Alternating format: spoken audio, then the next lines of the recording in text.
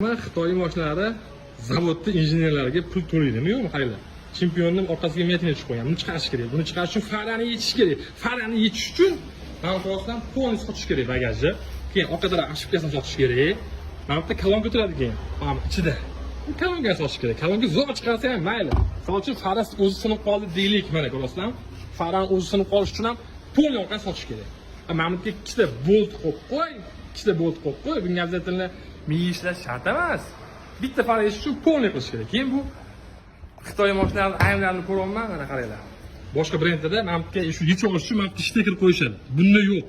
Buni yechib olish uchun shuni polni sistemani provodkani bu yoqqa chiqarish kerak. Bu ham ustani vaqtini oladi, tushunasizlar? Boshqa brendlarni ham ko'rganman. Men ayrim brendlarda polni ustuni uchun, ustani xizmat ko'rsatishni yengillashtirish uchun injenerlarga pul ajratishadi. Unga inson miyasini qotiradi va ustalarga yengillik qilib yaratishadi. Lekin bu Xitoy mashinasi bitta farasini qo'yish uchun shunday yechish kerak. Nima deysizlar? Shu adolatdanmi deydi-yu. Endi komment yozib qoldiring. Xitoy avtomobil zavodlari o'z injenerlariga qancha pul to'laydi? Mana nimaga Xitoy mashinalari arzon. Ko'rasizlar? Hech qanaqa ustiga yengillik yo'q. Men buni juda ko'p joyda sotganman. Juda ko'p joyda ko'rganman. Xitoy avtomobillarida xizmat ko'rsatish juda ko'p vaqt oladi. Keyin juda akkuratni yechmasa sindirib qo'yish mumkin. Shunaqa gap. Rahmat hammaga sog' bo'linglar.